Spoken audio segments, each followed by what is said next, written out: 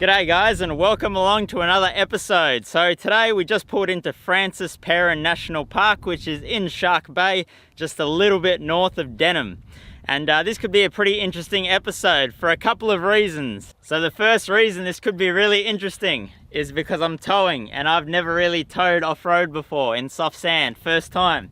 I don't even know what to drop the tire pressures to, so I'm just gonna, wing it I guess and see how we go. Like, to be honest, I hate towing. I mean, my fuel economy's gone up. It's been terrible trying to park and turn around and all that kind of stuff, but I'm sure we'll get lots of use out of the boat and it'll be worth it. So let me know actually what you guys normally drop your tires to. If you tow off-road, what do you drop your tires to? Let me know in the comments down below. All right, let's drop these tires. All right, well that's at 18 PSI and I've got a nice little bulge in the sidewall. So I think that might be about right, but I guess we'll find out later on. First time for everything. The sand tracks in this national park are really soft, and the reason I remember that is because the first time I ever came here, both vehicles were running so low on fuel by the time we got out. We only did about, 60 Ks in the national park, but the tracks were so soft we just burned through our fuel like crazy. So going down to 10 PSI, normal beach pressure, and we should be all good. Oh, and just one other thing guys. If you want to not get lost and seek adventure, these t-shirts are now available on the online store if you want to support the channel. Just saying. All aired down and ready to go. And when we get down to the beach, I'll let you guys know the second reason why this could be an interesting episode. Let's hit the tracks.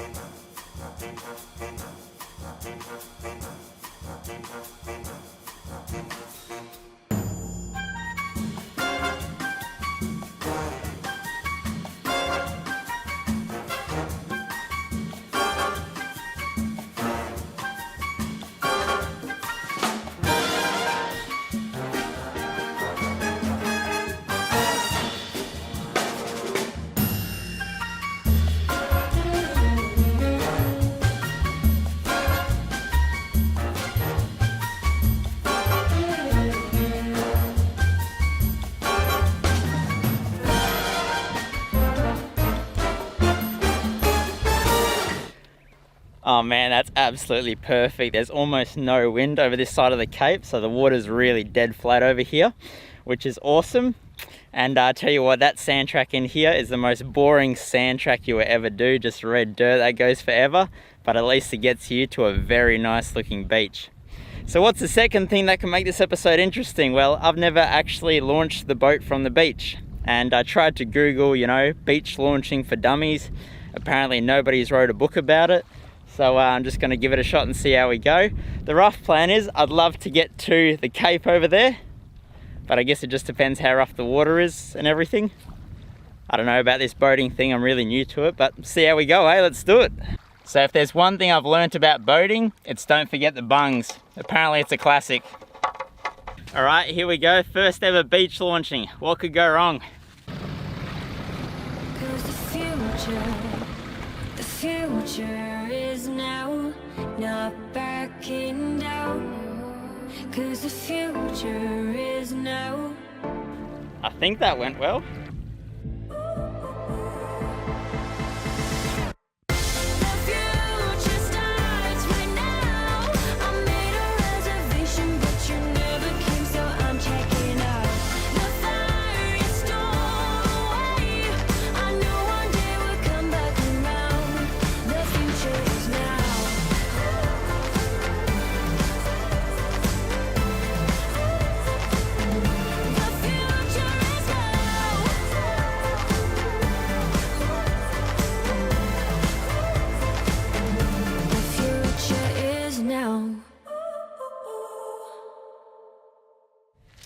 Well, let's just say that was a really good way to test out what the boat can handle, because it was pretty windy out there, I'll tell you that much, which is a real shame because this morning it was like dead still, no wind, but this afternoon it's just picked right up. It was good I bumped into some fishermen because they said if I don't come back within an hour, I won't get the boat out, so that was a good tip because this bay is ridiculously shallow, hey. Anyway, let's find camp, eh?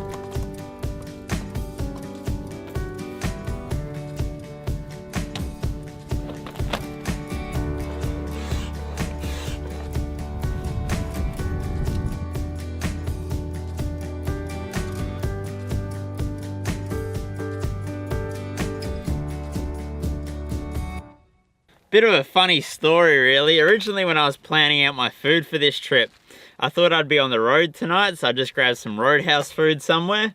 And because I ended up leaving on Tuesday evening, I'm at camp tonight early. So all I can say is I'm very glad I bought a whole packet of rissoles when I only needed 4. So I'm kind of thinking, how about we do a spontaneous fridge review? So I bought this fridge here 2013, I think. And the reason I actually bought it was because I just got back from a trip to Fraser Island and we'd borrowed a Waco for the trip. And after all the problems we had with the Waco on that trip, I was like, stuff it, I want to buy an Engel. So I went and bought this Engel here. It's a 42 litre Engel, I think. No, they always confuse me. I think it's a 39 litre, but they sell it as a 42. Anyway, it's somewhere around 40 litres. What do I think of it so far? Well, I think if you want to buy a reliable fridge that you never want to have any problems with, buy an Engel. Like, it's like a lifetime purchase. Like, you can buy it and just keep using it and using it and using it. Because you know how like sometimes brands are really, really good and then eventually they just get bad?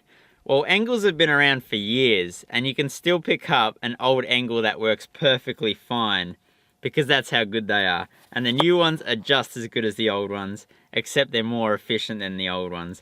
The old ones used to draw a little bit more current. But besides that, like honestly, I bought a little Waco freezer because I was like, man, it'd be awesome just to have a little Waco freezer, right? And I took it up north. And you know, up north, it gets pretty hot.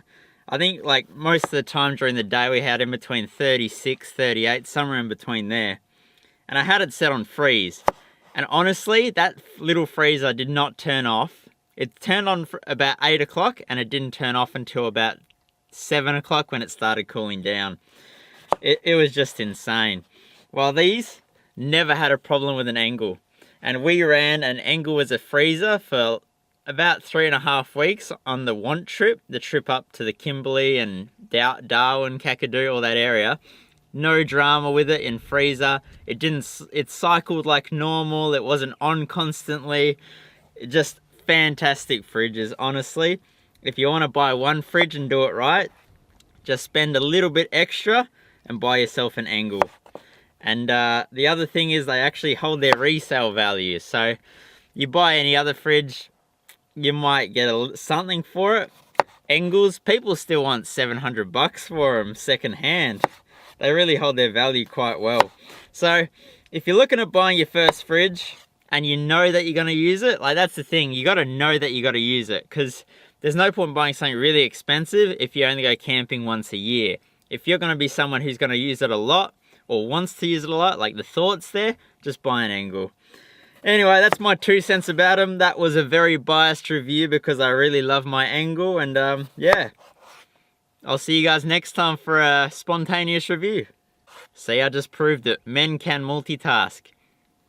For the past 3 minutes, I've almost cut 2 potatoes and talked to you guys. There you go.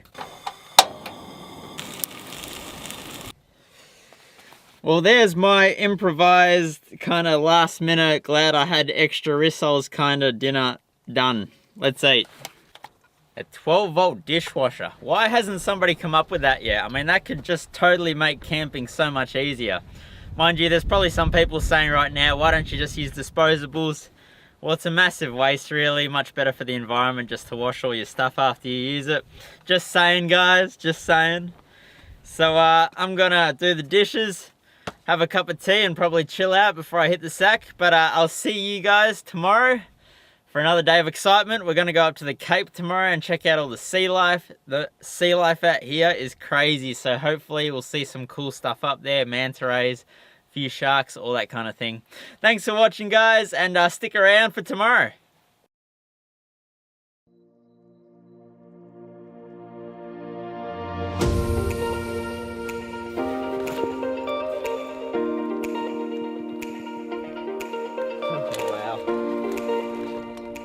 I tell you guys what, as much as I am not a morning person by any means, I always feel really, really good when I get up early and start my day with the sun. Don't know why.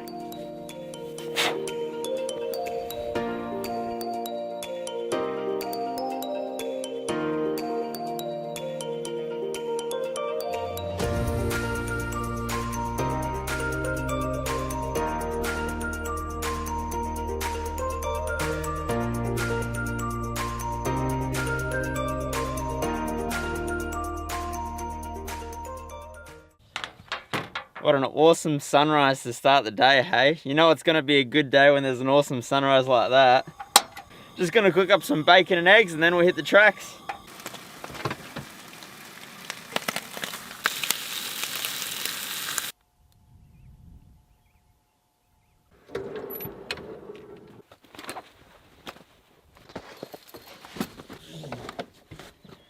Alrighty, ready to hit the road by 7:10. Not bad.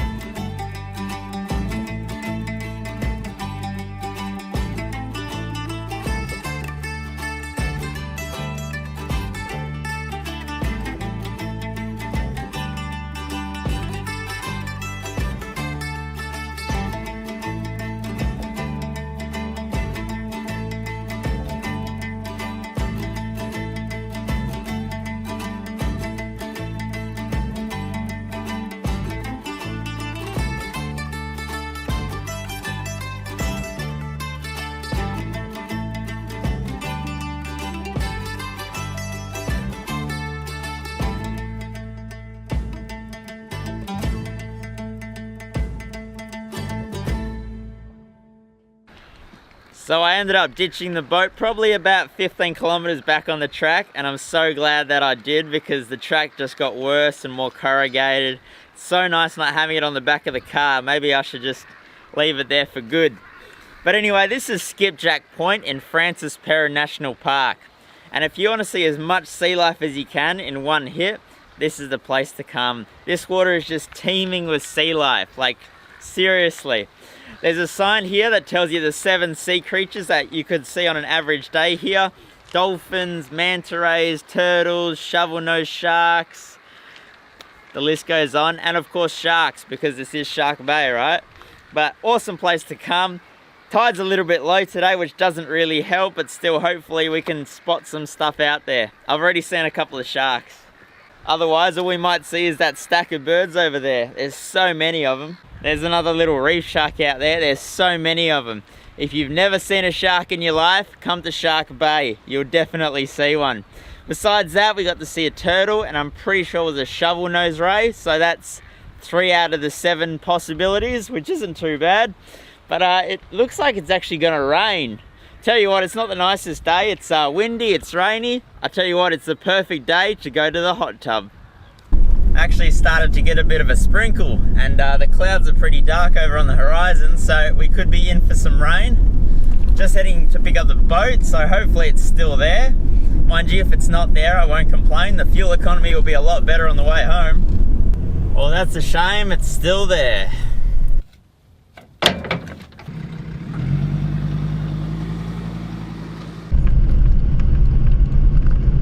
Yeah, I tell you what, I did not miss towing the boat one little bit. And the other thing that makes me nervous is that boat trailers like this really aren't designed for off-road use. They're designed to take your boat from your house to the boat ramp on a sealed road. And the reason I say that is because twice when I've been in the Kimberley, I've seen broken down boat trailers. The first time it was literally falling apart. There was logs and straps holding this thing together.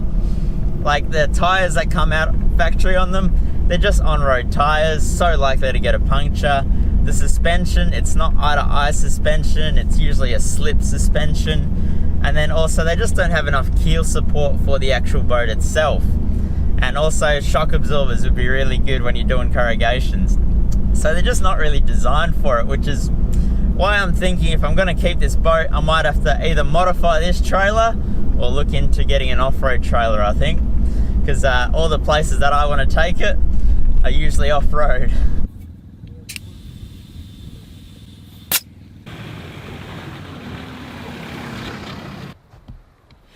So it's around 22 degrees at the moment, which is pretty cold considering there's a bit of wind. So absolutely perfect day to jump in the hot tub. All right, let's go.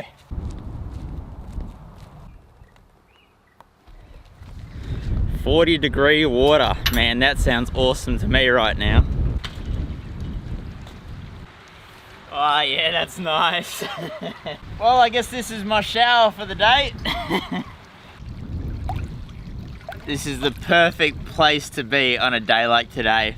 Well, thanks for watching this video, guys. I hope you guys enjoyed it, and don't forget to get out there and seek adventure.